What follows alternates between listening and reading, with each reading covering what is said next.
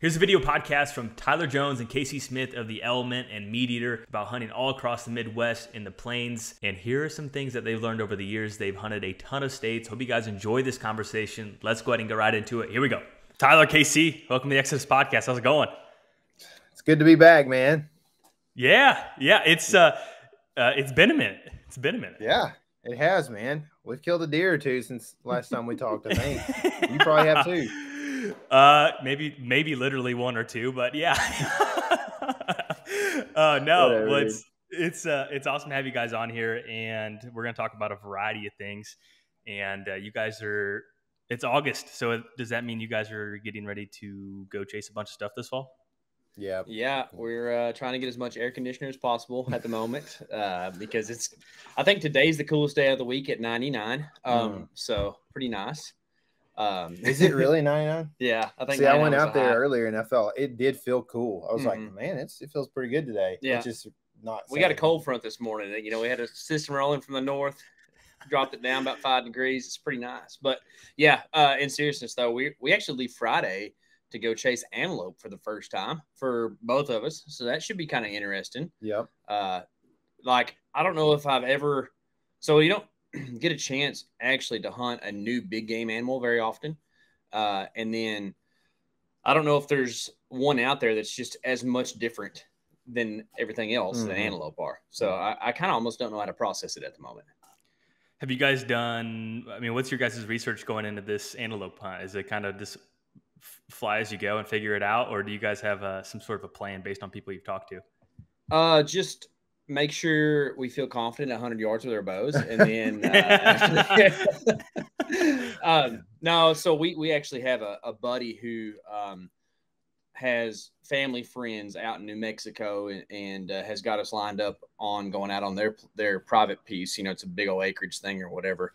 So he's hunted them a few years, and he's going to kind of help us out, talk about stuff. But it sounds like to me that it's closing the distance, just like about near anything else is. You know, like it's stalking stuff on the ground and kind of using the terrain to your advantage, which is not unlike some of the whitetail hunting we already do. So I'm sure it'll be way different, but I at least like to roll into things with high level of confidence and then have that knocked down, as opposed to rolling with a low level of confidence and try to build it up. That's way harder to do for me.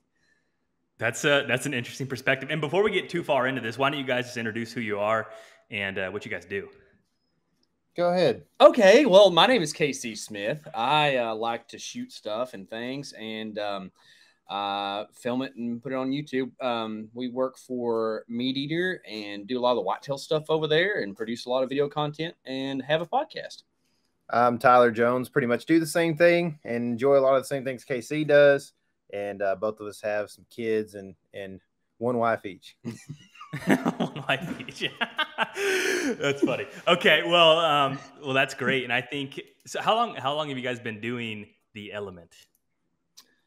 Since 2017. January. Yep, early January 2017. Yep. Yeah, 2017. And okay. If you want to call it, as a title, technically the Element is like a concept, right? You're in your element, right? That's how it started. So we've been in our element for a long time. Oh man. Okay, so we're gonna kind of bounce around here a little bit on a lot of different things, and so I think your guys' perspective is a little bit different than most, being that you guys reside in Texas and then you travel. I mean, how many states have you guys hunted now since 2017? It's hard not to go back where it's good, so, a bunch, but, it wouldn't be like, there's plenty of guys that traveled to probably as many states, I guess, but, 12, pretty much, 13, lots. Like that. Yeah, some of the Rocky states, and then pretty much all the plains and a lot of the Midwest, all the way up to kind of the upper Midwest. And we spent time, we did a series. Actually, I kind of worked with you guys on that for a while there, a couple of years back, where we did this thing we call it the Map Scout Challenge. And it was basically, the concept was that somebody would send us a map dot, or at least a place that like they probably would never go, but they would like to see, what's there or whatever. So we would go to that place throw some cameras out or scout around, throw cameras out where we found sign and we expected to maybe find deer. And it kind of was a challenge to see if we could find deer, and especially even daylight deer, you know, on cameras and killable deer essentially. And then we would show the whole process. And it was the first time we really done these really long form, like 45-minute or so, sometimes 30, sometimes 45, depending on what we found and how much, you know, how much the trail cameras were picking up or how, whatever. But it was really fun. It was kind of taxing, I guess, on us, because there's a lot of time consumption, really long editing process and that kind of thing. And then trying to get the cameras, you didn't want to go back to get the cameras, so you hoped that somebody you knew or in your network could go get a camera for you, you know. But it was really it was a fun thing that we did. So I guess what I'm saying is that we've been to a lot of states. We haven't hunted, but we've scouted them for deer and have, you know, learned a lot of things through that in places about, you know, forage and those kind of things that were pretty helpful, even though we didn't necessarily hunt that area or that state. What were some key findings from that? Because I think everyone kind of just pokes around on the maps and looks like, oh, that looks kind of cool. That looks kind of cool. And you guys took it a step further and actually went out there, checked them out and hung cameras. And then you were able to survey what was in the area. Were you guys typically pleasantly surprised or disappointed? And then when you were pleasantly surprised, what were the attributes, and were disappointed? Why was that? Yeah, I think that one of the things that surprised me is that if you go to about any state where whitetail exists and put in a little scouting work and try to get far from entry points, you'll find some decent deer. Now, it might be tough to hunt them because of all kinds of conditions, but like I just was surprised, even like super high pressure states, like say like a Michigan. We went in there, hung a camera actually like 300 yards from a road. Yeah, we weren't far. Yeah. It was just kind of, it was one of the classic kind of overlooked spots, I guess. And there's a place like, I mean, and a deer came in that night that I would absolutely shoot in almost any state, you know, like a Pope and Young type deer. So like, I think that like my biggest take was that there are nice bucks spread throughout the country. Mm-hmm. Yeah, that's what that was definitely like a pleasant surprise, was that everywhere we went, for the most part, except for kind of in Texas a little bit. Texas can be tough. there was a, you know, there were bucks around that you would shoot. And a lot of times we could, you know, we were, I don't know, a big, like, this is kind of a long-term surprise. It's not that I like had the epiphany when we were doing this, but essentially we learned a lot through that multi-year process of scouting. Even though we weren't hunting, we were learning a lot about finding sign and picking up on just faint trails, because you're scouting in the summer a lot of times, which is not the easiest. Like the rubs don't stand out as much, the scrapes are maybe not there. You know, I mean, in fact, I think when we went, you know, together, we ended up finding a summer scrape that paid off pretty big in the future. But KC just was able to see that, you know, because he was learning, and he's also super observant. But I think that just the long-term surprising thing was that, like, after those couple of years, we really became better hunters just because of how much time we were able to spend trying to like pick up on the faint sign that wasn't really, you know, prominent wherever we were at. And then just also, like I said, like we mentioned, just seeing, you know, decent bucks in a lot of states in a lot of different areas, that was fun, you know. And I think you know, like even in Ohio, we found a giant, man. We had a toad on camera. And the disappointing thing about that Map Scout Challenge is that there's only so many days in the fall, and there's only so much money in the bank account, you know, and especially back then, I mean, it was very, very slim pickings. And so we had to really choose what states we went to and when we were going to be there. And then there was also, like, as you get into the season, you're like, do I have gas money this weekend or not? You know, so it really was pretty much by the seat of your pants. And we were pretty disappointed to not be able to go visit a couple of those places. We had cameras that paid off, you know. Yeah, I would gladly trade, I don't know, a week or two in June, a week or two in May, and just stack up a couple more weeks in late October and November, if that's ever a possibility. Because it goes by so fast. We're sitting here looking forward to it, and then you look back like, wow, that went fast, and now you have to wait till next year. Yeah, dude, the worst thing about that is, like, the anticipation isn't just like until August. Like, your anticipation is till like the last week of October, pretty much, and then it's the last week of October. You're like, finally, like, the bucks are starting to move on camera and this and that. And then literally 3 weeks later, it's like, oh, if I don't shoot a deer now, I'm not going to shoot one the rest of the season. Like, oh, it's over, you know? Dude, I've seen Tyler on November 7th many times just panicking. He's like, I missed the rut. It's all, you know, and then he shoots Bill Winky's fault. Bill Winky's fault. Next day. There is a level of anxiety once November 10, 11, 12 come and you still have a tag in your pocket. You're like, ooh, boy, this is going to get a little bit harder. Yeah, I guarantee you. It's one of the nice things about living in the country where we do, though, where it's like you can just always go a little bit further south. Either, you know, say you're up higher in the Midwest, you come down to where we're from, or you can even go further south. And I mean, there's great hunting in Texas in the month of December. Like some of the best hunting in Texas is in December, further south. Now, as far as public opportunities go, that's low. But, you know, if you have access, then, you know, there's always a deer to hunt somewhere. There should be someone that does this. It'd be interesting. You know how people start duck hunting way up in Canada and they go all the way down and follow that migration. Someone should do that for the whitetail rut. You're like as far north and then all the way down. And what's funny is you could do that in Texas, probably, like just in our state, you could just about do that. We have KC used to work on the coast, and you were seeing when were they rutting down there? Well, that's the weird thing, is that it's not just linear, you know, with like north to south. There's like these pockets of weird ruts. And when I lived on the Texas coast, I mean, I think the peak breeding was the third week of September in that area of the coast. And that's an endemic thing. Those aren't, you know, deer that were transplanted and weird things happen. That's just how it's always been there. I think has something to do with hurricane seasons as opposed to hard winters, or maybe it's hard summers. I don't know. But like, so we've talked about doing something similar to that, but then you run into the situation of logistics of like, well, you'd want to be way down here, you know, in like early October, and then you want to go Manitoba or something, you know, in late October, and then you just end up all over the place. You know, it makes it a little difficult. Yeah, you guys mentioned keying in on faint sign as well. Is that being one of the biggest attributes to finding good bucks from the sounds of it, and that's just how I took it. So, can you explain what faint sign is, and then how that differed from the country? Because faint sign in Iowa might be different than faint sign in Texas. That's a great question, man. You know, I guess I can start it by saying that where we're from, and everybody thinks where they're from is the hardest, but where we're from is a difficult place to hunt deer.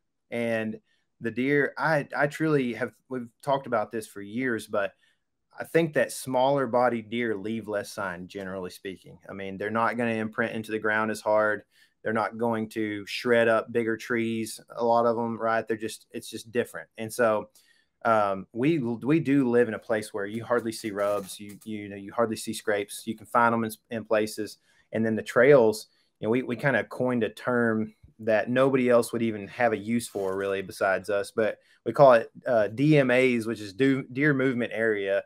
And essentially the reason that we had to like coin this term was because we couldn't communicate without this, because there wasn't a trail there. It's just an area that you can see that deer move through generally. So there's literally not a trail there, but you see a track here, and then, you know, there's no leaf there or whatever in the dirt, and you see a track there, and then you can kind of see the general, like there's these like transition lines or whatever, and it may be 75 yards wide, but that's where, you know, the deer going through. So you would set up in that area, potentially kill a buck or have good encounters at least there. So I guess we spent a lot of time kind of studying this stuff. And so for us here, you know, good sign is, or I guess okay sign at the least, is pretty faint.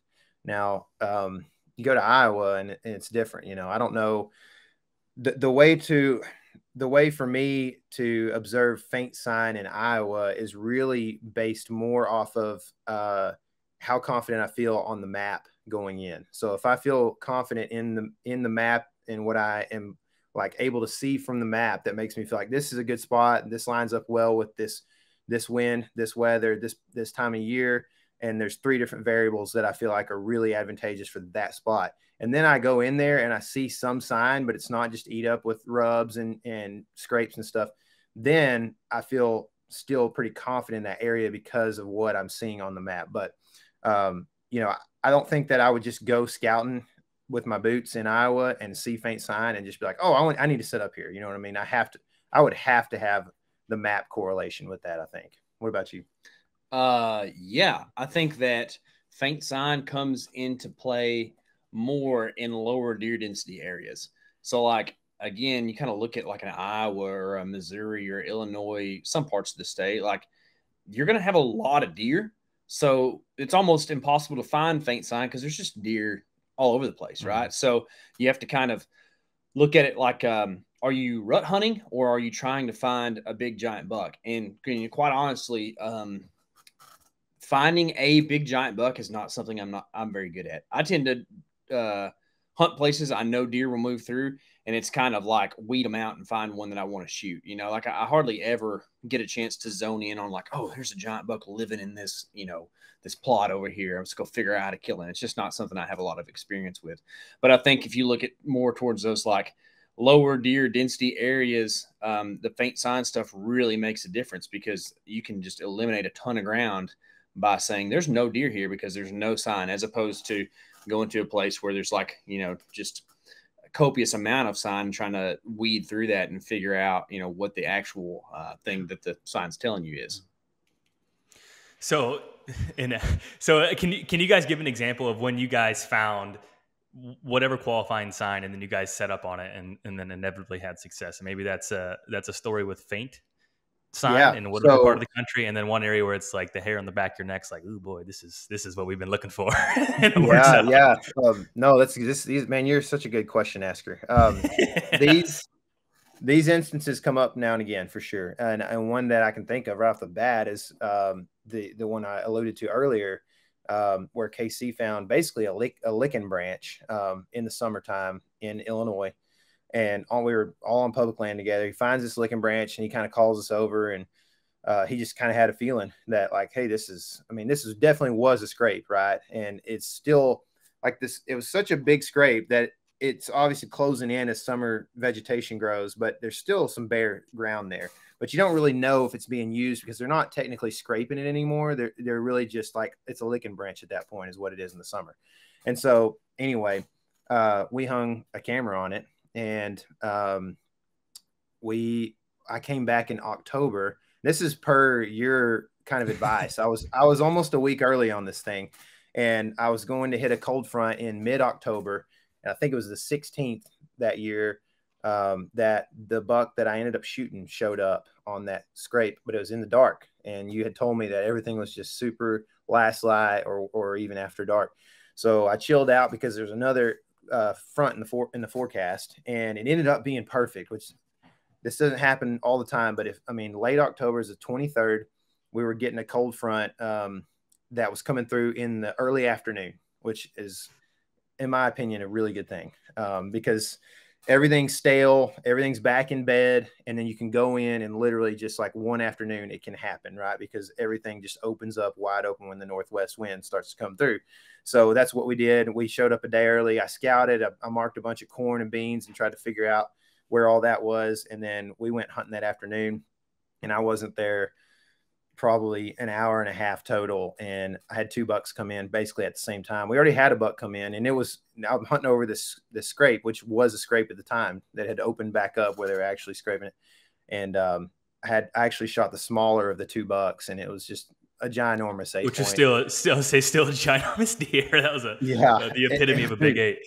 We talked about it the other day, like that deer is huge, and not that he looks small, but I didn't know how big he was because I was looking at the other deer, right prior to, and it just kind of tells me how big that other deer was. But that's definitely like a moment that and it was KC finding this. That's why having a good friend is just that can do that stuff. That's so advantageous, man, when you can go out of state with a friend who you can trust, man, especially, if he's as selfless as KC is. So. Well, I just had to work and couldn't go for that hunt, so Tyler got that true.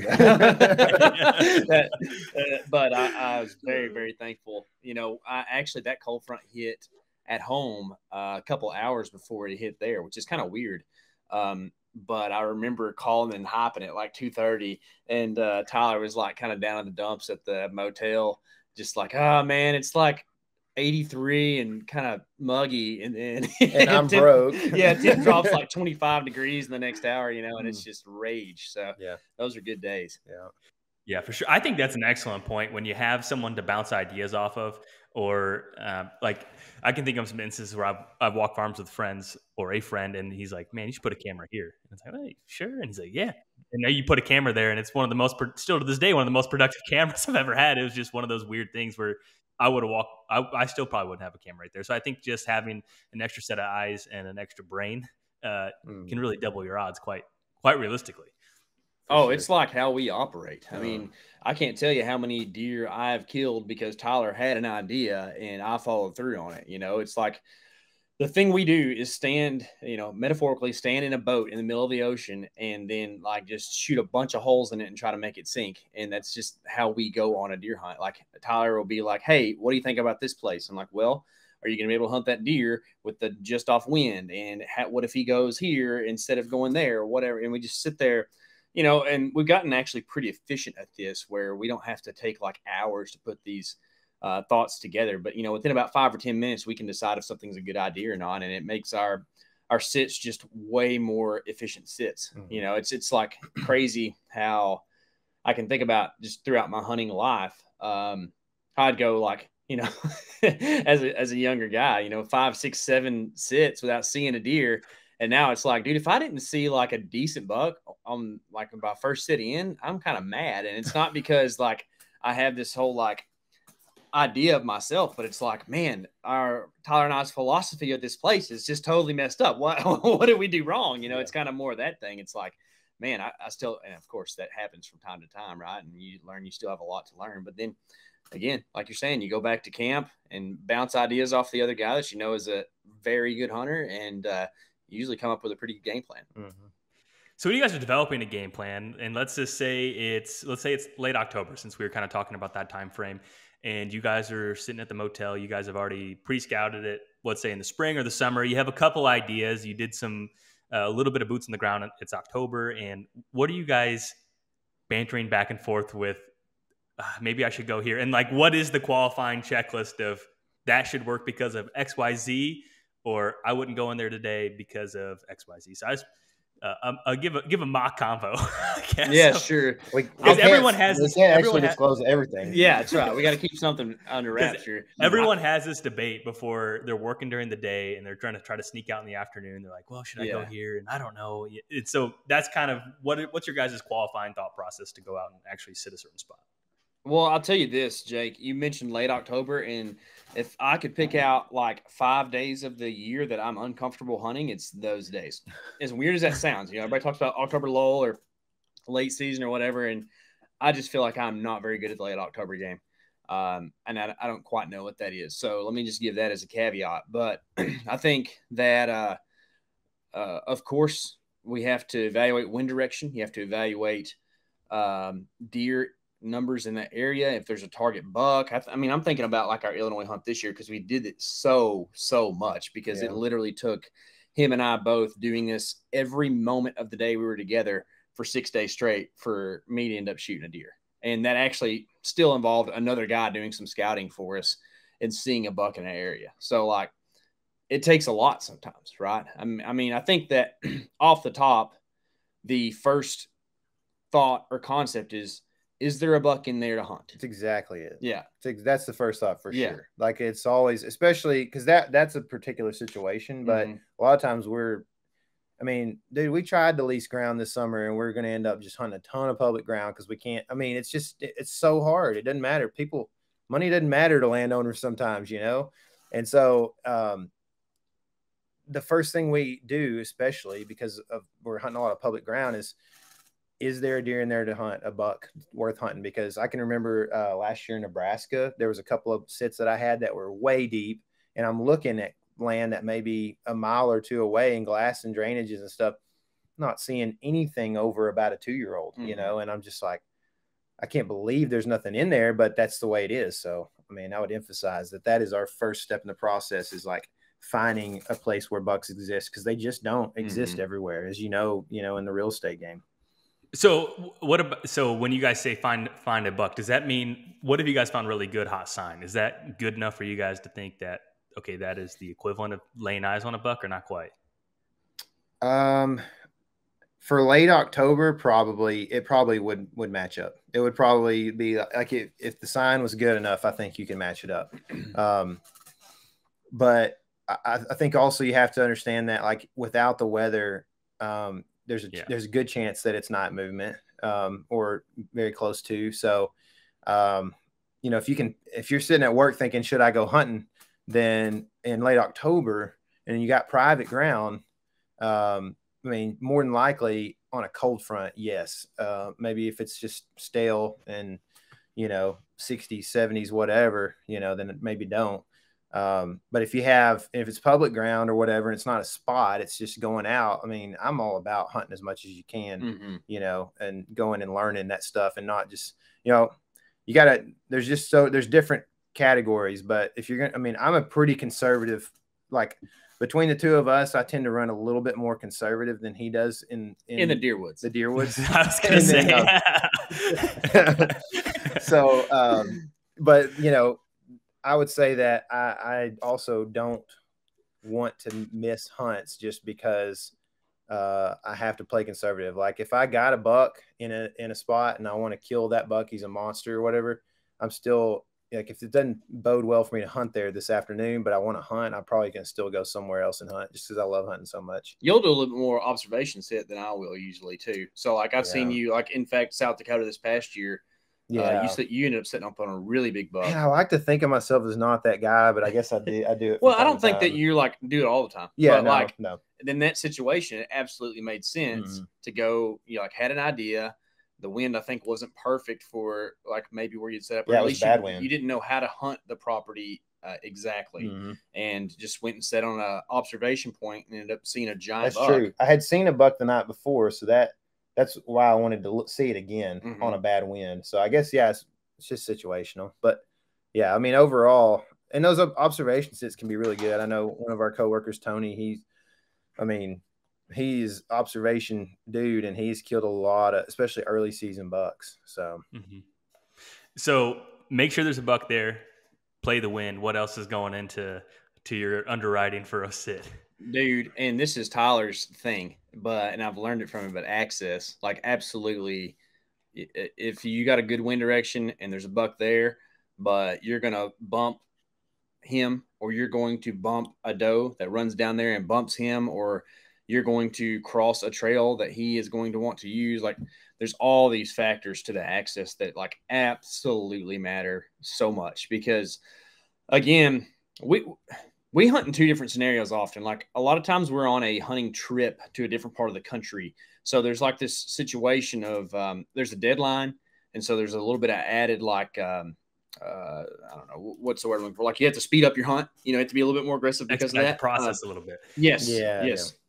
And so like sometimes you're doing a little bit more riskier stuff, but like I think if you're hunting close to home or you know that you're going to make a couple trips to the place, like being conservative with that access is definitely a good thing. And to kind of go back to the thought of what you're thinking about, like what access looks like. I mean, I love being able to see a place that you can mountaineer go through an area that deer do not live. You know, whether it's like an open hilltop or whatever, and the deer down in the bottom and just drop right into the cover or stuff like that. Like that is just when you can find something like that, you can feel real good about going in and getting real aggressive. Yeah. You know? I think that also late October is so, I mean, really, generally speaking, the month of October, there's a lot of guys that like to hunt that month. I would say a lot of them are hunting private land. So I totally get it because I think this is kind of where I'm going with this.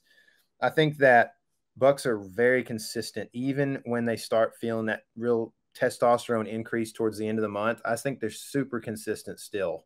I mean, not always, right? We're not speaking in absolutes, but just generally speaking, I think bucks are going to be pretty consistent. And I know I saw that on that hunt in Illinois with the trail camera movement. I could see that there was a consistency. The only thing that was, the thing that changed was that the weather brought them out earlier. So it's an even better scenario for me, but it's still a consistent evening movement from a direction. And that's what was key for me on that hunt was that basically, like if you're watching on the video here, I'm going to say that I'm facing north. So I have a northwest wind that's coming across me like this. And to the southwest of me are where we're assuming the bucks are bedded. A, because there's a little hill there, it's keeping them out of the swampy stuff.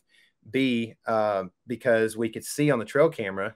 Once I went in there and I looked at it before I went up into the tree, and had talked to a buddy that I think got to check it once as well. And it seemed like that the deer were moving from the west-southwest, and that's where they were coming in from. So I knew that, or I assumed that buck bedding was down that direction, right? So they feel pretty comfortable with the wind. It's like a 90-degree wind for them as they come into this scrape, which we talk about that a lot too, is kind of, we'll kind of allude to the 90-degree rule, which is that deer generally would like to move at 90 degrees to the wind a lot of times. You see that a lot. I mean, there's obviously all kinds of scenarios, but they like kind of a side wind coming into them, or a little bit of a lead wind, but still off, So essentially I'm beating them just barely, because I'm sitting, the scrape is up here to the northeast of me, and we're giving a fist pound there.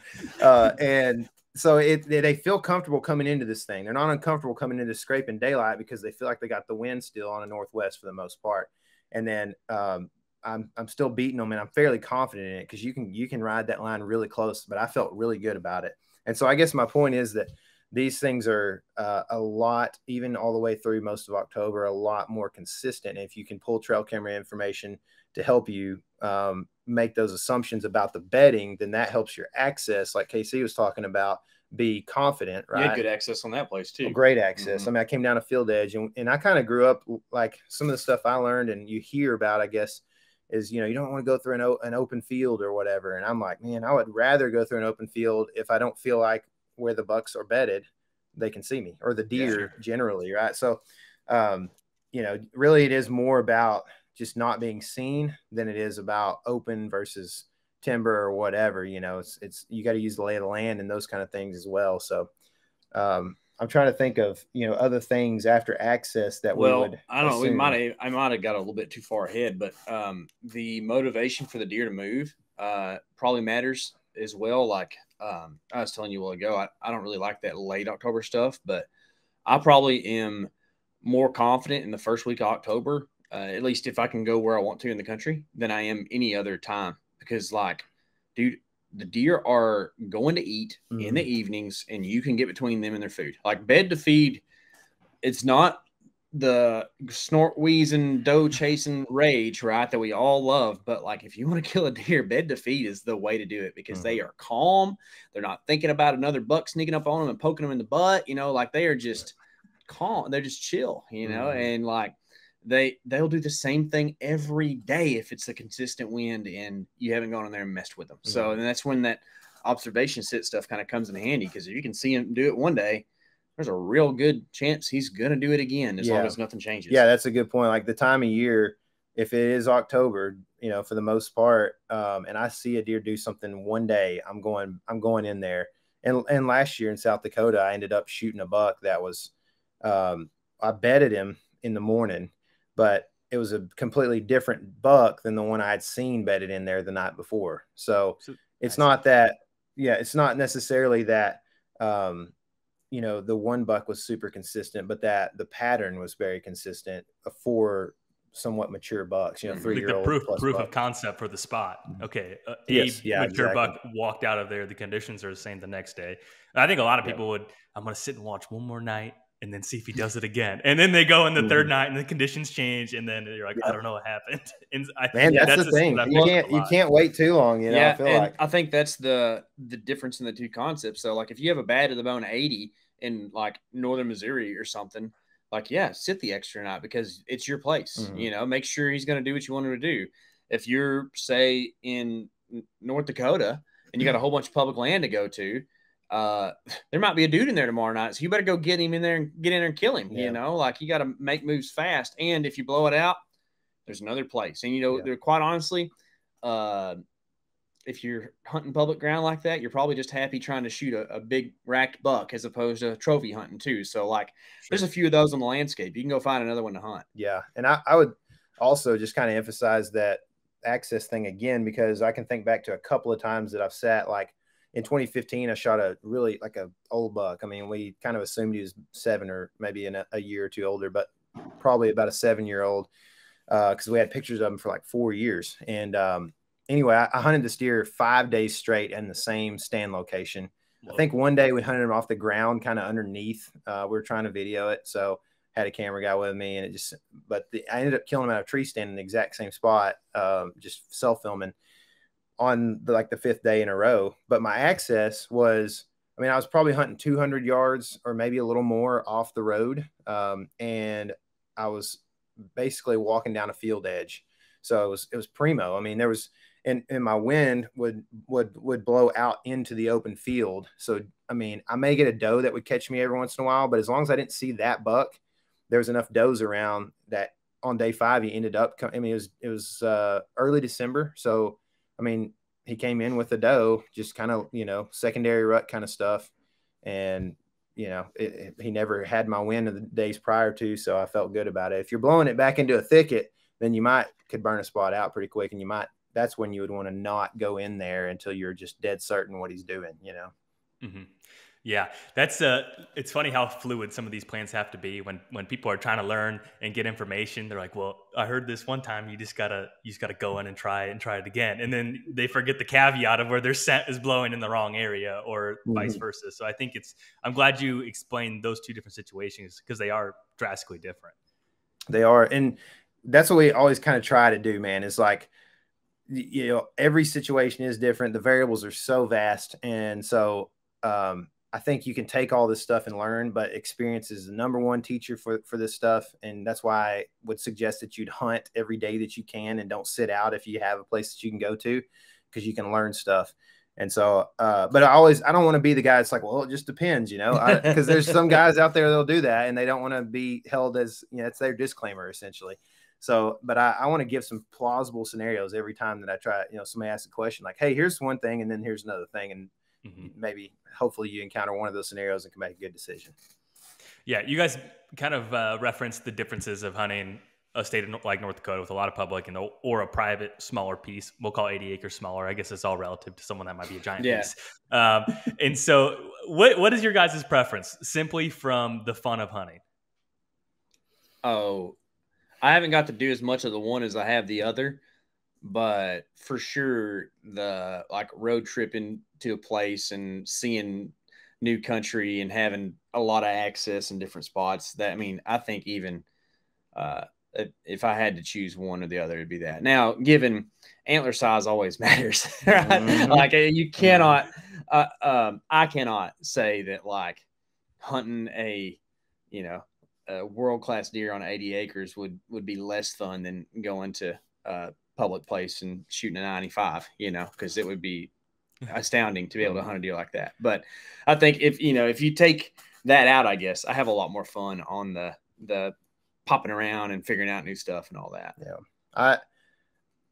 I'm glad you made that point, because a couple of years back, 2020, I was hunting a really big deer and on my place, which is a lot less than 80. And, it was just kind of like the biggest deer I'd ever seen. I've been here 30 years, biggest deer I've ever seen in this, Tri-County area, probably on the hoof, and hunted him for 18 days and ended up shooting him on November 30th. And that was at times like Groundhog Day. And then there was also the times when it was, extremely fun just to know that a giant is close by. And there was days that I had encounters with him. I had him at 50 or whatever, and things would just get wild or whatever. But so I think that that's definitely the caveat, is I'm in the same boat, probably traveling and that kind of thing. But when there's just a big deer involved, it's really cool to scheme them. And I think for other people, you just have to I'm pretty sentimental too. So if this was my dad's or my granddad's property or whatever, there's all kinds of ways to make hunting fun if you're kind of getting bored with it. And but I won't ever get bored with it. I can tell you that. Haven't had that problem. Yeah, absolutely. I think that's absolutely fair. And I think there's this polarization of the two camps. It's at the end of the day, everyone's just chasing their own goals, whatever that is. I mean, I don't know. Yeah. Sometimes that's as an innocent bystander, it gets a little irritating. It's just like, let people do their thing. Guarantee you. If somebody was asking what they should do, I'd just say do one of each every year if you can. Yeah. You know, Yeah. like I mean, from my personal standpoint, I learned so much more on those like fly by the seat of your pants type hunting trips than I do on the ones where I'm hunting a specific deer or a smaller area or whatever, you know. And I guess there's still a lot to learn in either scenario, but one of them you're going to learn the tendencies of like one specific buck or a thing that big bucks always do or what, which is very valuable. But then like I don't know, it's kind of like a blue collar versus white collar type thing, right? Like neither is better or worse than the other. I've lived in both environments, but you just learn different lessons in each environment, right? Mm-hmm. Yeah. I had a question there. Oh, do you think the reason you learn more on those trips is because the added urgency? Because when you're hunting your let's say your back 40, you're like, you know, it's kind of iffy. I think I'm going to wait for a week. You're there for a week and you have nothing else to do other than be solely focused on that. Yeah. I absolutely love that aspect of it. I don't know if that's why I learned more, but I love, and I started doing this with elk hunting a long time ago. It was kind of the first way I kind of experienced this, but just the complete envelopment in the hunt, as opposed to like if you're hunting the backside of your property, your homestead, like you're in and out of the hunt. You got to come back to the house, cook supper and take care of the kids and all that. And then like you refocus in the morning, go out and hunt, come back, get work done or whatever. And so like, absolutely, you have a high potential for payoff, but like you take yourself in and out. Whereas like you go out on one of those, travel hunts and like you're just fully just the whole thing just surrounds you the whole time and you're just soaking it up. And I think for me personally, that's why I learn so much on those trips is because I'm a sponge. I can take things in really fast and process things really fast. I'm thankful for that, but it also makes me a little bit distracted sometimes. So that's why it's good to have a buddy around who can bring you back to where you need to be. Right. But I think that's why I learn a lot. Cause well, how would you put that in like in computer terms? Like, my RAM is pretty high, right? But like maybe my hard drive's not quite up to snuff. Remove right? trash. You're running a little slow. Yeah, exactly. I can process a lot, right? But sometimes I get bogged down in some of the details and don't really focus on the thing that's actually going to help. For instance, Tyler will tell you I like to drive around and look at deer from the truck and just watch deer.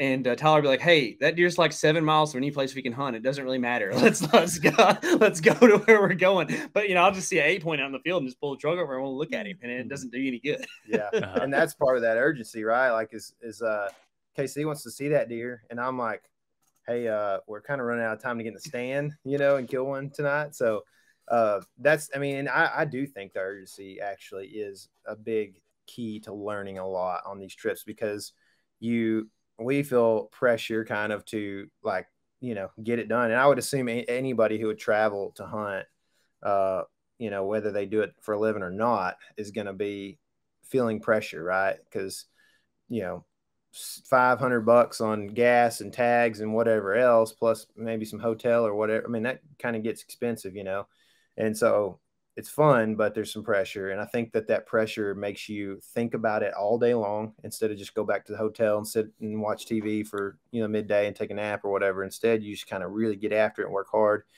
And you're thinking about it constantly. And then I think when you get to the woods aspect of it, you're going to be a little bit more aggressive when you're on a time crunch. Essentially, I think you're going to end up hunting places that maybe, you wouldn't hunt as often, or you wouldn't hunt those conditions maybe at home or whatever. So I would say you do learn more on those trips because you're kind of forced into that.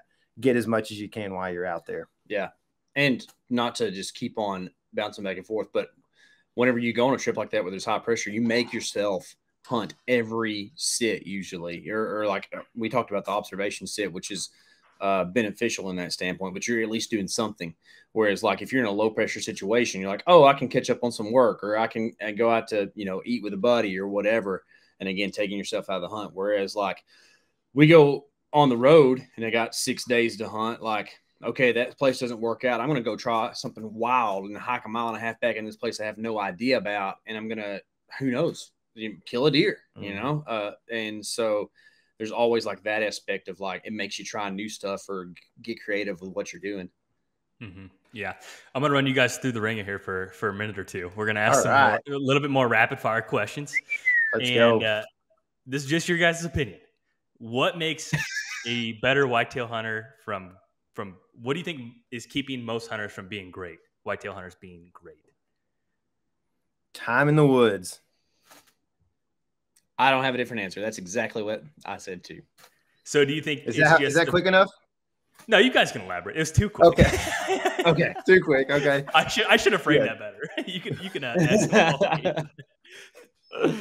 Yeah, time in the woods, man. I mean, I think that I keep saying it, but experience is the number one teacher. I mean, I've got a buddy who like really can't verbalize why he's hunting in a place that day or whatever, but he kills a lot of big deer.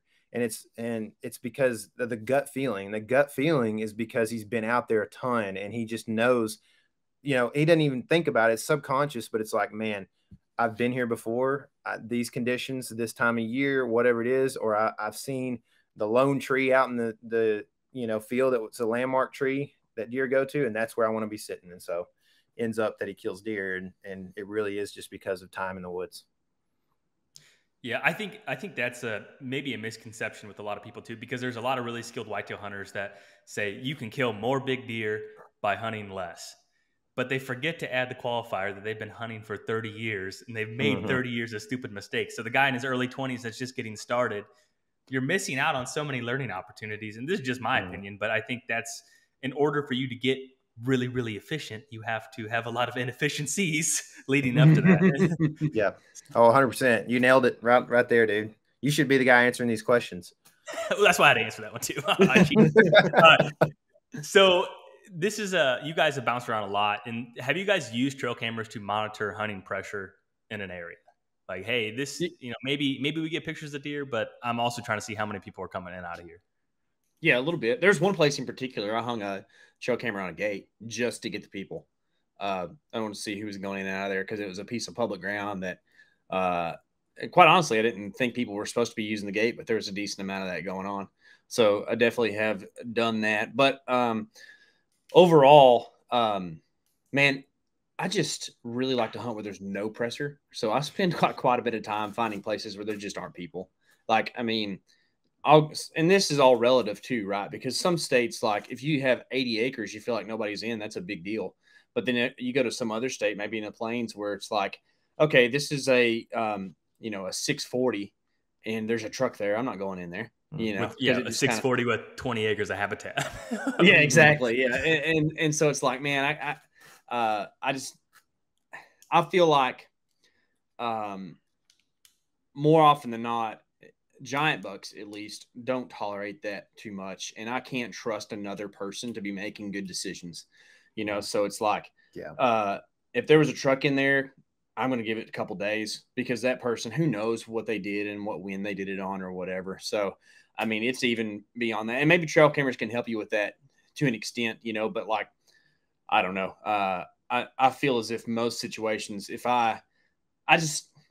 it never gets to that. It never escalates to that as much, like, I wonder what these people are doing in here. Yeah. I'd say the one time we use it is probably on Texas Public, because it's usually, there's a lot of pressure, and it's usually in a spot that is, you see a guy, it's not necessarily that you put it there for a guy, but you put it there for deer, and you see a guy walk through one day in orange, and you pretty much don't hunt there for a while. And quite honestly, we talk about historical data with deer a good bit, but like historical data with dudes hunting on public land is actually pretty prominent. It's like in Texas, there'll be some people on public in bow season, and then during gun season, they go hunt their private places, and then around about Thanksgiving and then Christmas, you get another bump of dudes. And like, it's so consistent that we don't even worry about it anymore, because you just know that there's going to be people around on those dates. Yeah, I think we always talk about deer being on historical patterns, but I look at the date and I'm like, and then I think, what was I doing last year this time? Oh, same exact thing at the same exact spot. And I'm not even talking about hunting, but just, like random things of, Yeah, I think we're all in that. We're just as patternable as a big buck, apparently. Yeah, sure, I know, man. I hope they don't start hunting us, man. I'm gonna get a. That's what they call me around here, big buck. You know what I mean? Yeah. What is there's this? We'll release this this clip on a windy day or one where it's going to be really windy. What's your guys' best strategy for super windy days, 25, 35 mile per hour, gusty winds, and let's say it's peak rut, so you have to be out. Oh, I would be probably, I wouldn't be afraid at all to be just still hunting through pinch points. I mean, I think that's a great, if you want to talk about running into deer, now that last, few yards and getting drawn and a shot off without getting seen could be difficult. But if you got 25 or 30 mile an hour wind, I mean, we just edited a video where the winds were kicking and I was in open country and I did 100 yards just duck walking and fast to this big buck and ended up getting caught moving my bow as I was clipping on at the last second. So that's the way it goes when you're on the ground a lot of times. But yeah, I wouldn't be afraid at all. And probably wouldn't be afraid to sit in a tree low or something like that too, I also think that, and then this isn't something I've put into play too much, but something I've observed and would try out is windy days might be a good time to still spend some time in the woods midday, because all that wind kicking around, usually deer get kind of skittish and weird, and they're allowed to be moving around at strange times of day because of that. Whereas like, you think about an average or normal calm day, you have the flood air of action morning and evening, and in the middle of the day, deer are bedded up pretty good and not moving very far. Whereas on a windy day, they might be smelling a coyote all of a sudden that they didn't smell before and might bump them from drainage to drainage or whatever. So that might be another thing where you can stay in the woods a little longer. Yeah, that's a good point. That when you stocked up on that buck, how was he bedded in correlation to the wind? Was it on a backside of a hill or something, or was he just kind of out in the open? What was that scenario like? He was cruising. So it's actually technically you'd probably call it post rut, but I would call it post rut. Some people, I think the term it's a semantics thing where it's like post rut. Ambiguous to what? Yeah. It's like, does that mean there's no rutting action, or does it mean it's just after the heart of the rut, which is how I can kind of consider it? He was still thinking about girls. Sure. Yeah. But I would call him post rut because the rut window would have been almost a month before. But it's Texas, so it draws out pretty far. We don't have like such a strict window. Anyway, long story short, we saw him cruising, and I had to wait until the does got into the brush before I could actually really go at him across this open expanse. But it was there's a transition brush line, some tall grass on the outside of that, and then short grass, and then a little island that we were sitting in on the upwind side of that transition line. But so we were seeing a lot of stuff, and ended up that he went on the south side of the tall grass right up against the transition line. So I had to basically go right at him through that up to the tall grass. And when I jumped in the tall grass, I ranged him and then went to clip on, and he saw my bow move as he came out. I think I really could have gotten it done if the does weren't in the picture, actually. That's those are always fun encounters. Oh, dude, the does always mess things up, man. You got to watch some things. Seriously though, I can think of a lot of the deer I've shot, and whenever I see a target, like, oh man, he's by himself, he's dead. But when there's the doe in there, that's all like, have everyone on pins and needles, the bucks on pins and needles. This is a bad scenario. What is if you could only hunt 1 week of the year, what would it be? And Casey, I'm gonna guess it's late October then, or no? Nailed it. That's it. All things considered, you just can't beat good rut action. And this is very, geographically dependent, right? But so I'm going to go ahead and throw like Midwest first week in November. Like give me that all day long for sure. I think for me, I would probably put like I'd probably put like November. For where I hunt, I would probably put November 7th through the 14th that week. For where I hunt. If I hunted a little more northerly most of the time, we just spend a lot of time. I mean, we're in Texas, so it's hard to get to, Ohio or Northern Illinois or Iowa or whatever. It's a long ways. So for me, that's that. But if I hunted more in that classic Midwest stuff, I think I would probably be the first week as well. Fair. Okay. Well, no, that's all I have here. What about guys. you? I would probably split it into 2 different 3-day blocks. Look at that's a realtor. That's a Midwest moderate right there for sure. Now, if to play by the rules, it would probably be the 7th to the 12th would be probably even back that up. Probably the 6th through the 11th would be. See, I almost said that those dates. I almost started on the 6th, but I like the numbers 5 and 7 better. So I was like, which one? Now, is that because of like you really like what the deer are doing then, or because you think the weather's a little more consistent year to year for that second week?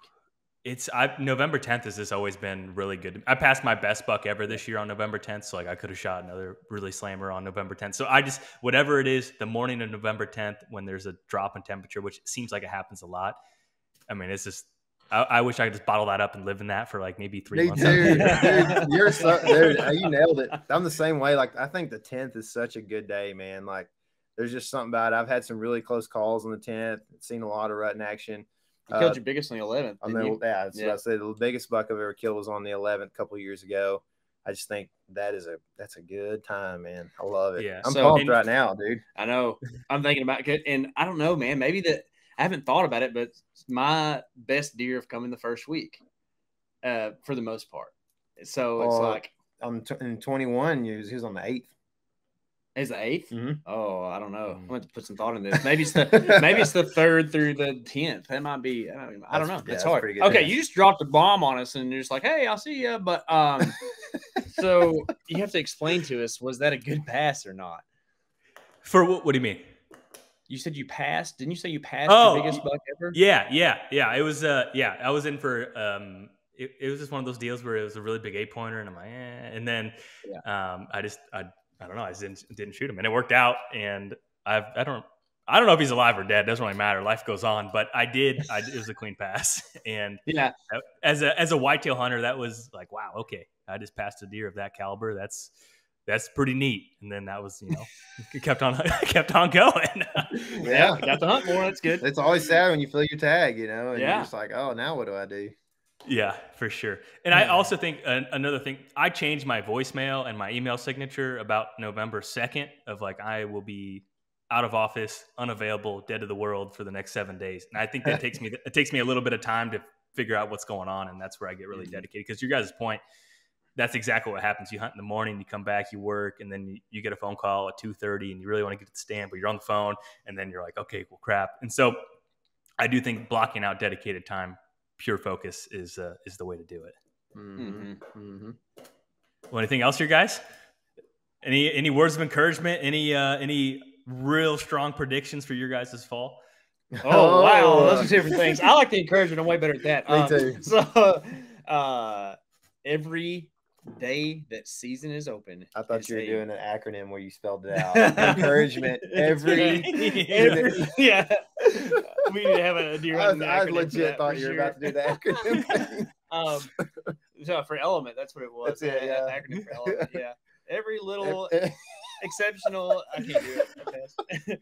But every day of deer season, man, is a good day to hunt if you got the opportunity. Don't mess yourself up. But like, I mean, shoot, I killed a really nice buck on December 30th, I think, 2 years ago. Yeah. Yep.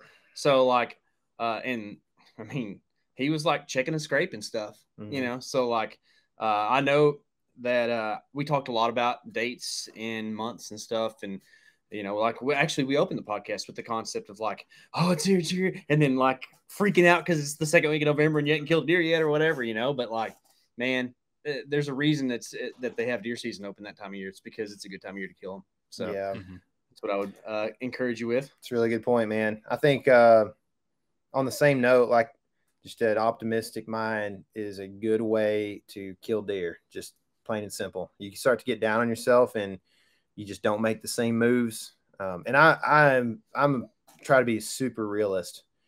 But I almost don't know if even just like being a realist is the best way to be. I mean, I almost think you got to almost just kind of blindly foolishly optimistic. be like, yeah. Woo, that is how I live. Let's go. You know, and I try to do that. I'm not very good, but I've gotten a lot better hanging around this guy, you know. I'm sweating now that we're talking about this, too, dude. But yeah, I think that's the thing, man. It's like if you're optimistic and you expect that a deer's fixing to come out from right there, then you looking to the left the whole time, you know, just waiting.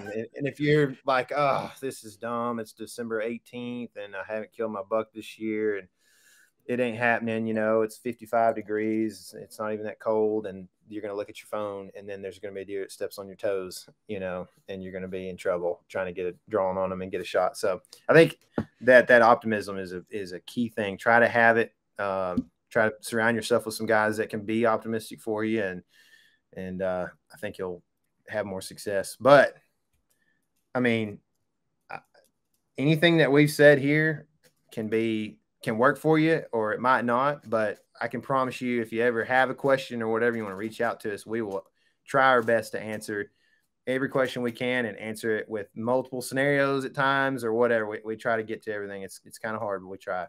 All right, you'll be hearing from me, you know, late October, November. This is my situation. Yeah. You help? All right, bold predictions. Are y'all ready? Yeah, I got some bold predictions. Okay, let's hear it. Tyler Jones kills 5 bucks this season. Oh my gosh! So we have to incorporate a little January in that as well. But the 2023 season would run from September through January. Tyler Jones kills 5 bucks. Jake Hofer kills 2 bucks over 160 this year. Oh gosh, I hope that I would tag. Oh, I forgot. Yeah. He can do it for sure. Happening there, and probably in Illinois too. Yeah, we don't know. He don't want to talk about. He doesn't talk about that. That's right. He's like, no deer in Illinois. People know where I hunt, man. I can't be talking about this. I'll be in Texas. We'll get some good Mexican food, and I'll kill 160 down there. Yeah, that's a good idea. Well, if you have enough money, you can do it. Let me know where those are. Yeah. Okay. What about you, Casey? What's your bold prediction for yourself? Don't be humble. Bold prediction for myself. I'm going to kill an elk. Oh, yeah. So I have a good elk tag this year. I thought you were going to say elk of a whitetail. Yeah, no. I'm going to kill an elk over 340. Dude, that'd be awesome. I think I can do it, man. I have the geographic location to do such a thing with my tag. So it's all on the hunter at this point in time. So it's my fault if I don't. Otherwise, I don't know. I think how many whitetail states are you guys hunting this year? How many whitetail states? Yeah, because that changes. $5. let me count. You got 3 buck tags in Texas, so do I? Yeah. Oh well, yeah, on my license. Okay, yeah. Man, yeah, that's a good question. I would say there is 7. Yeah, probably 7. And then maybe it could be 6 or 8. You know. Yeah. So. Okay. Yeah. It's weird. I feel a little bit like my schedule's not quite as packed as it was the last 2 years. But I think that's okay. And I've been thinking about it. I think that I'm going to try to kind of you have these tags that tend to go the whole season. So just thinking about it, I'm like, well, if I don't kill there, I could go back instead of going to another state. Right. And I've already learned a bunch of stuff there. So I think that's kind of more how my approach is this year. But we're still traveling a lot. And we actually, just to let people in a little bit of what we do, we produced a series last year that went on the MeatEater channel called Buck Truck. It was really awesome, epic, and the best season of my life. I'm so grateful for the 2022 hunting season.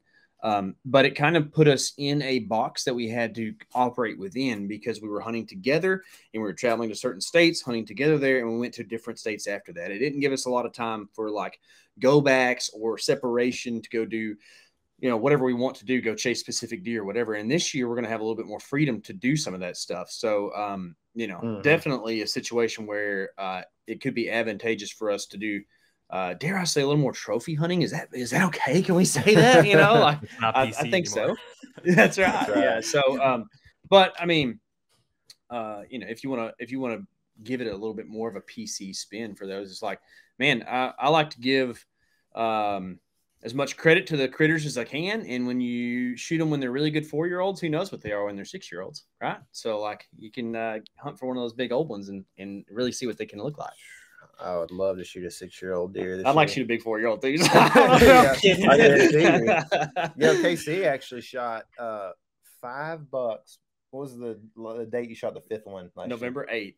He shot 5 bucks by November 8th last year. That's insane. Then I didn't kill another buck.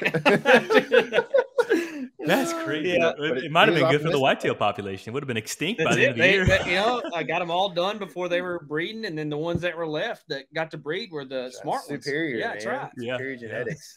You know, the we were sitting there in camp one night, like, you know, sometimes we get kind of like hysterical, I guess, because we're exhausted and we'll be fixing to go to bed. And I told him, I said, what did I say? I'd stop hunting if you... That's right. Tyler told me, he's like, we were laying there, sharing a bed, of course, you know, because that's what we do. He's like, I killed 5. It actually probably was the night after I killed my 5th deer on November 8th. And we were looking at what the rest of our season held.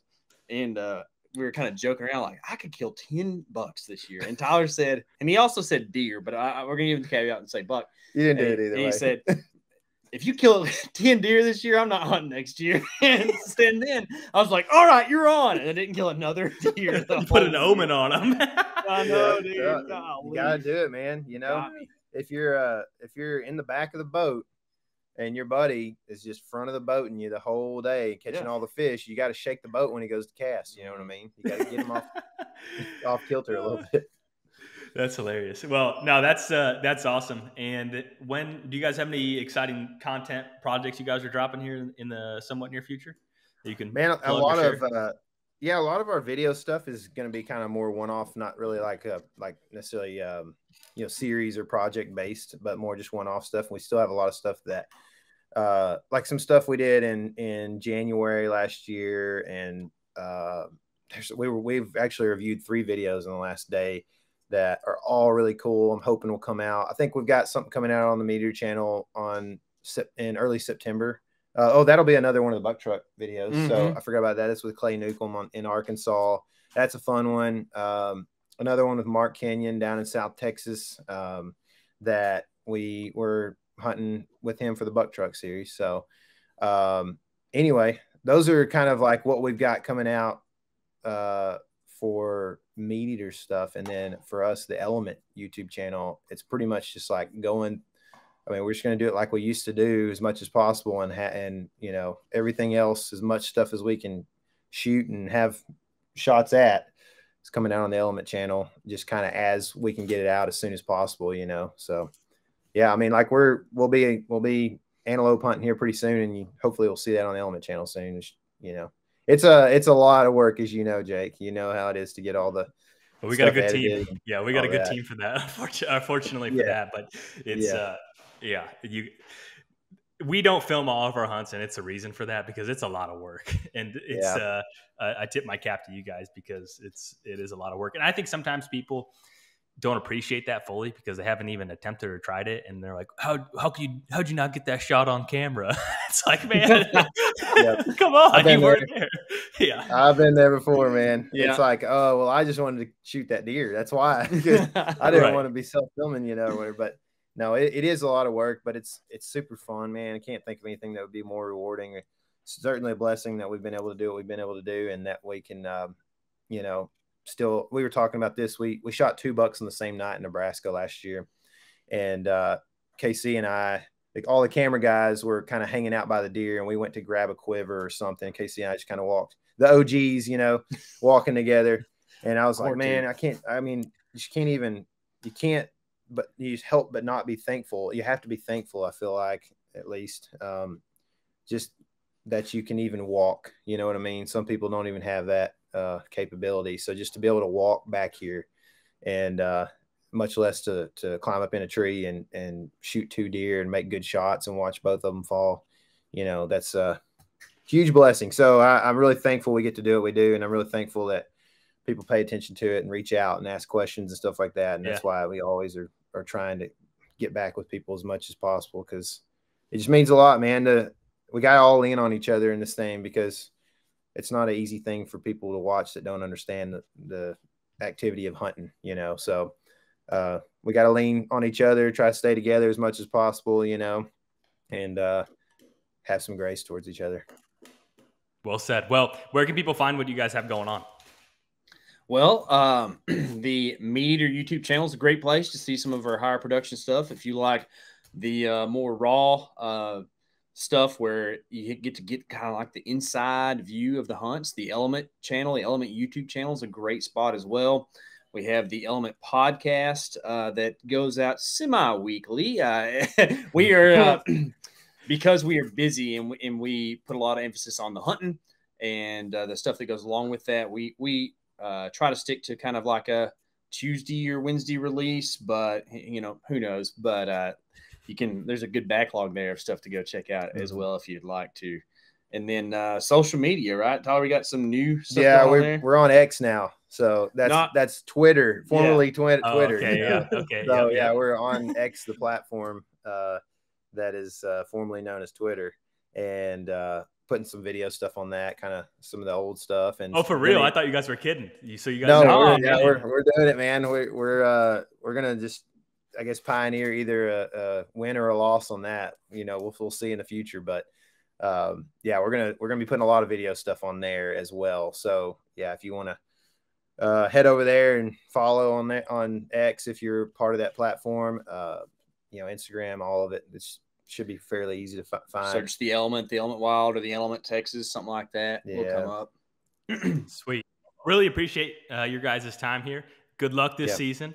And we'll have to see how all the predictions shake out. I'll be happy with 160. I'll just say that.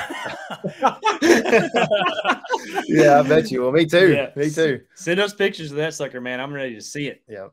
Love it. All right. Good luck this year, guys.